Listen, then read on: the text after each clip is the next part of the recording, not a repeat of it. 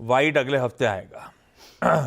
खैर चलिए अब हर्षदा के पास चला जाए और आज के सारे इंपॉर्टेंट स्टॉक्स इन न्यूज पे चर्चा। और उसमें सबसे पहले तो सेबी का सर्कुलर और उससे रिलेटेड इंपैक्ट। हर्षदा, कौन कौन से स्टॉक्स रडार पे रहेंगे? आशीष, सर्कुलर के डिटेल्स हमने पहले ही डिस्कस कर लिए, तो उस पर मैं नहीं जाऊंगी, लेकिन आपको रेडार पर रखना है पहले तो बॉम्बे स्टॉक एक्सचेंज का शेयर, क्योंकि अगर एक एक्सचेंज एक एक्सपायरी पर ही फोकस रहेगा तो बॉम्बे स्टॉक एक्सचेंज के लिए ये फेवरेबल रहेगा। वॉल्यूम्स यहाँ पर शिफ्ट होते हुए दिखाई दे सकते हैं, क्योंकि एनएसई को शायद निफ्टी बैंक ड्रॉप करना पड़े, तो उस लिहाज से वो बीएसई का स्टॉक रेडार पर रखेंगे।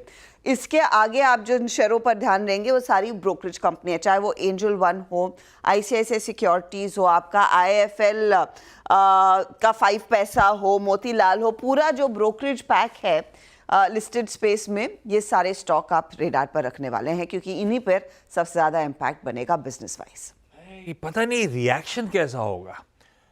सब तैयारी थी, स्टॉक सबड्यूड थे, बीएसई चल रहा था, सबको समीकरण पता थे। आज अब उन इवेंट्स के आउटकम पे रिएक्ट करना है। ब्रोकरेजेस कैसे रिएक्ट करेंगी? सारी तो तैयारी करी हुई थी, और जो कुछ सर्कुलर में आया था, जो कुछ फ्रेमवर्क पहले आया था, उसके बाद जो एक्चुअल सर्कुलर आया, थोड़ा बहुत रिलीफ टाइप ही नजर आएगा आपको। स्टैगर्ड इंप्लीमेंटेशन, सारे नियम उस तरह से नहीं माने। अब ये पर ये सच है कि एक्सचेंज हो, ब्रोकरेजेस हो, धंधे पे तो इम्पैक्ट है। वो 20-25%, 30-35% सबके अटकलें अलग अलग, अनुमान अलग अलग। सनी जी, अब ये बीएसई लिमिटेड व्यू क्या है? ये स्टॉक ऑफलेट तेजी इसीलिए दिखा रहा था क्योंकि एक लेवल प्लेइंग फील्ड मिलने की शायद गुंजाइश बन रही थी। ये मार्केट शेयर गेन कर सकता था, एनएसई से कंपीट कर सकता था, और इसीलिए हमने ताबड़तोड़ तेजी आती हुई देखी है।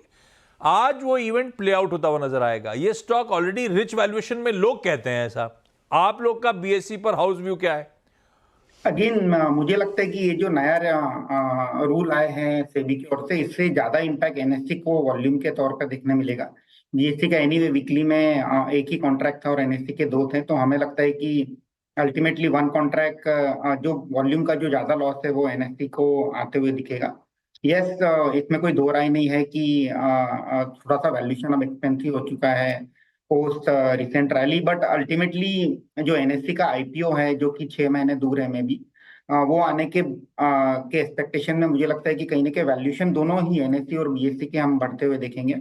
तो हमारा व्यू जो है, आई थिंक इसका जो फेयर वैल्यू है तकरीबन 4,000 रुपए का है। May be buy on dip की रणनीति इसमें अपना सकते हैं। ओके, मैं इस पर टेक्निकली नहीं जाता हूं, एक बार खुलने देते हैं। बड़ी खबर थी, स्ट्रीट का रिएक्शन देख लेते हैं बीएसई पे, और जो तमाम ब्रोकरेजेस जैसे कि कोई angel one, ICICI securities, Motilal Oswal, 5 पैसा, जियोजीत फाइनेंशियल वगैरह वगैरह, जेएम फाइनेंशियल, बहुत सारी है, देखेंगे। उसके बाद देखते हैं कुछ इंपॉर्टेंट स्टॉक्स पे अपन एक्सपर्ट्स के साथ रिविजिट कर लेंगे, चर्चा कर लेंगे। दूसरी इंपॉर्टेंट चीज थी ऑटो सेल्स। बहुत सारे आ गए थे और बहुत सारे बाजार बंद होने के बाद आए। 3 प्रोमिनेंट खास तौर पे। इंडिविजुअल स्टॉक्स पे आगे जाता हूं। हर्षदा, कौन कौन से और कैसे लग रहे हो नंबर्स? आशीष, यहाँ पर टू व्हीलर्स के साथ शुरुआत करेंगे, क्योंकि टू व्हीलर फ्रंट पर हीरो के नंबर्स अच्छे आए हैं, आयशर के नंबर्स अच्छे आए हैं, और दोनों उम्मीद से काफी बेहतर वो प्रदर्शन देखने को मिला है। तो पहले आपके लिए हीरो का आंकड़ा स्क्रीन पर लेकर आएंगे, जहां पर एक अच्छा खासा इजाफा बनता दिखाई दिया था इस पर्टिकुलर महीने में। कुल बिक्री आप देखिए नियरली 18.7% बढ़ती हुई दिखाई दी है। 6.37 लाख यूनिट्स इन्होंने बेची है, जो उम्मीद से काफी ज्यादा बड़ी है। वहीं अगर आप गौर करिएगा, इनका जो ब्रेकडाउन है, ये घरेलू बिक्री का आंकड़ा है, 6 लाख यूनिट से ज्यादा की बिक्री आई है। यहां पर एक्सपोर्ट्स में एक अच्छा खासा पिकअप देखने को मिल रहा है, तो ये इनफैक्ट नंबर्स काफी अच्छे साबित हुए हैं। दूसरी तरफ अगर आप देखिएगा, ये एक्सपोर्ट का फिगर है 22% तक का इजाफा। ये मुझे ना थोड़ा सा कंफ्यूजन हो गया इस गाड़ी को लेकर, मेरे को हाल ही की याद आ रही थी, लेकिन इस बिजनेस में अब ये कंपनियां हैं। अब हार्ले डेविडसन ही तो है। मुझे भी लग रहा था, हाँ हाल ही है, लेकिन अब बजाज ऑटो है, हार्ले के साथ हीरो मोटो है, इन्होंने इसकी फोटो लगा दी, इसीलिए मेरे को थोड़ा सा कंफ्यूजन हुआ उसको देखकर। अच्छा, आयशर तो आंखें बनाएंगे अगर आप ऐसे दिखाओगे। आयशर मोटर्स भी आपकी स्क्रीन पर लेकर आएंगे, क्योंकि 73,000 यूनिट्स की बिक्री का अनुमान था, उसके सामने 80,000 से ज्यादा यूनिट्स दरअसल आयशर ने बेची है, यानी कि रॉयल एनफील्ड की गाड़ियां बिकती हुई दिखाई दी है। तो 86,978 यूनिट्स इन्होंने बेची है, 22% तक का इजाफा। ये भी उम्मीद से काफी ज्यादा बेहतर नंबर उभर कर आया है। और इस कंपनी के लिए भी हमने देखा है जो एक्सपोर्ट्स का बिजनेस है वो भी पिकअप करता हुआ दिखाई दिया। तो वहां पर आप देख रहे हैं 77% तक का एक्सपोर्ट का फिगर बढ़ा है, 7,652 यूनिट्स। तो दोनों ही नंबर्स दरअसल अच्छे हैं। अब आइए आप मारुति पर। मारुति के केस में भी हमने देखा है 1.84 लाख यूनिट्स इन्होंने बेची है, हल्का सा इजाफा, नियरली 2% तक का इजाफा बनता दिखाई दिया। और 1.83 लाख यूनिट्स का अनुमान था, उसके सामने एब्सोल्युटली ऑन बैंग ऑन ये नंबर डिलीवर हुआ है। मारुति के केस में भी एक्सपोर्ट्स में हमने देखा है करीब 23% तक का पिकअप नजर आया है। गावस्कर के नहीं खरीदने के बावजूद 19% सेल्स में जंप। तो लोग तो खरीद रहे हैं। गावस्कर चार्ट्स कैसे कहते हैं हीरो मोटोकॉर्प के? हीरो मोटर का जो चार्ट है उसके हिसाब से मुझे लगता है तो बाय मोड पर, लेकिन शॉर्ट टर्म में थोड़ी डिप पॉसिबल है। लेकिन जो सपोर्ट है 5,600 के आसपास है, ट्रेड कर रहा है 5,749। तो इसमें डिप्स बायबल है क्योंकि बेसिकली चार्ट स्ट्रक्चर पॉजिटिव है। तो मेरे ख्याल से इट्स इन बाय मोड। इतना है कि medium term to long term का नजरिया रखें तो बिल्कुल प्रॉफिट होगा। शॉर्ट टर्म में थोड़ा वॉलेटिलिटी हो सकता है हीरो मोटर्स में, लेकिन buy on dip stock Hero Motors. Okay, buy on dips की स्ट्रैटेजी रखिएगा। अच्छा, तीसरी इंपॉर्टेंट चीज, एक हो गई सेबी का सर्कुलर, दूसरा हो गया ऑटो सेल्स, तीसरा अब कर लीजिए रिजल्ट सीजन की तैयारी। मंगलवार ऑनवर्ड्स आपने नोटिस करा होगा Q2 अपडेट्स आने शुरू हो गए। ये अपन को तस्वीर दे रहे हैं कैसा हो सकता है इस बार का इंडिया इंक का परफॉर्मेंस। जो जो आए अब अपडेट्स उन पे चर्चा हो जाए। डाबर पे मानस आप चार्ट रेडी रखना, वो इंपॉर्टेंट है। हर्षदा, कौन कौन से अपडेट्स?